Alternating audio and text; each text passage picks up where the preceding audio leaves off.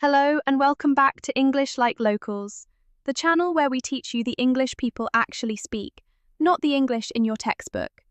I'm Jess.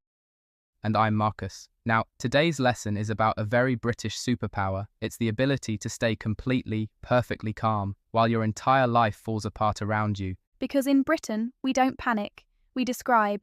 And here's the strange bit. The worse things get, the calmer we sound. There's a scale for this, a British emergency scale. It runs all the way from fine to a bit of a situation. And this is the important bit. There is nothing above a bit of a situation. That's the ceiling. That's the top of the scale. If a British person tells you they're having a bit of a situation, the building may be on fire. Genuinely on fire. So today, you're going to hear me describe the worst day I've had in years. And you're going to notice that I never once raise my voice. Listen out for three things. 1, that flat, calm tone, especially on the bad news. 2, those estuary glottal stops where the T in the middle of a word just vanishes. Wire, not water. And 3, the falling tone on situation where the voice goes down, never up. Right. Marcus, tell them about yesterday. No, you tell them. It's your day. So, yesterday was not great. Set the scene. What time are we talking? 6:30 in the morning. I've got a flight to catch. 2 o'clock Gatwick, sister's wedding in Spain. I'm a bridesmaid, the whole thing. So I get up, I put the kettle on, and I check my phone. And there's a message from the network. Tube strike? The whole underground. The whole underground. No a single train. And I just looked at it and thought, slight hiccup. Let's pause there. Slight hiccup. Now, a hiccup is a tiny thing. It lasts 1 second. Your body does it, and then it's gone. And I've just used it to describe the total collapse of London's transport system on the one morning I have to catch a flight. That's lesson 1. When you shrink the word, you shrink the panic. If it's only a hiccup, you can still finish your tea. Which I did. I finished my tea. Priorities. So no tube. What did you do? Booked a cab, which, on a strike morning, is not great. Everyone in South London wants a cab at the same time. 40-minute wait, triple the price. But I thought, right, we'll manage. We'll manage. We'll manage. Beautiful phrase. Notice she says we. There is no we. She's on her own in a kitchen at 6:30 in the morning. But we'll manage sounds calmer than I'll manage. It spreads the disaster out a bit. Shares the load. Even when there's no one there to share it with. Okay, cab's booked. 40 minutes to wait. What could possibly go wrong? So I go upstairs to get my case, and I hear this noise, sort of a rushing, watery noise, coming from the bathroom. Never a good noise. Never a good noise. I open the door, and the pipe under the sink has gone.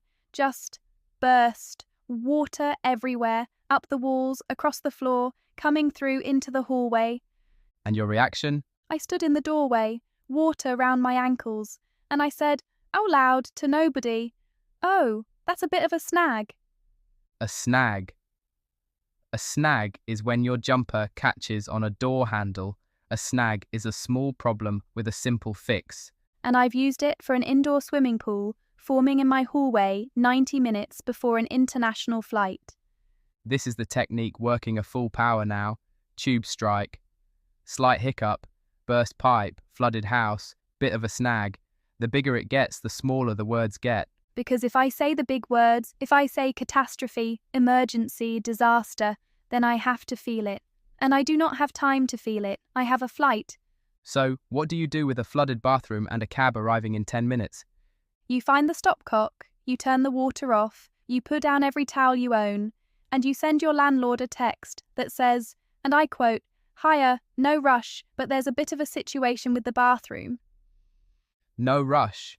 There's a waterfall coming through her ceiling and she opens with no rush. You've always got to say no rush. It's the law. Right, water's off. Cab arrives. You're wet, you're stressed, although nobody would ever know it from your face, and you're finally on your way to Gatwick. On my way to Gatwick, and about 20 minutes in, the driver goes, "You did say Gatwick, yeah?" And I said yes, and he said, "Only your booking says Heathrow." Oh, Jess. So at that point we were going in completely the wrong direction, on the wrong side of London, on a strike day, in the traffic. And I looked to the time, and I looked to the road, and I thought, yeah, this isn't ideal. This isn't ideal. Understatement's final form. She has now missed the flight. It is gone. There is no version of this where she makes the wedding on time. And I knew that. I knew it completely. And what I said to the driver was, not to worry, these things happen. These things happen. They do not in fact all happen, not on the same morning, not to the same person. But saying these things happen turns your once-in-a-decade catastrophe into a normal, ordinary Tuesday. It's a way of forgiving the universe out loud in a calm voice. So, final tally. Tube strike, no way to work. Burst pipe, flooded flay. Cab to the wrong airport. Missed flight, missed the wedding. Missed the wedding. My sister rang me while I was still in the cab, and she goes, "Are you okay? What's happening?" And I said, "Bit of a situation, but we'll manage." Okay, this is the clip. If you take one thing from today, take this. The British emergency scale, from calmest to most severe. Ready? It's fine. Something is wrong. Bit of a hiccup. Something is quite wrong. Bit of a snag. Something is properly wrong. Not great. Something is very wrong. A bit of a situation. Everything is on fire. And that's the top. There is nothing above a bit of a situation. If someone British ever says those words to you, in that flat lil voice, drop everything, help them. They are not okay. The calmer the voice, the bigger the fire. So, the language lesson. Every phrase you heard today does the same job. Slight hiccup, bit of a snag, not great, a bit of a situation. They all take something enormous and describe it as though it's small. And the accent does the other half of the work. That flat, level tone, the glottal stops. Water, not water. And especially that falling tone on situation, where the voice goes down on the word that should make you panic. Here's the cultural bit, and this is the real lesson. In a lot of cultures, the size of your words shows how much you care. Big problem, big words, big feelings. That's honest. That's normal. In Britain, it's flipped. Staying calm is the respect. Understating the disaster is a kind of good manners. You're saying, I won't make my bad day into your problem. I won't make a fuss. Making a fuss might be the most feared thing in all of British life. We would genuinely rather miss a wedding than make a fuss about missing it.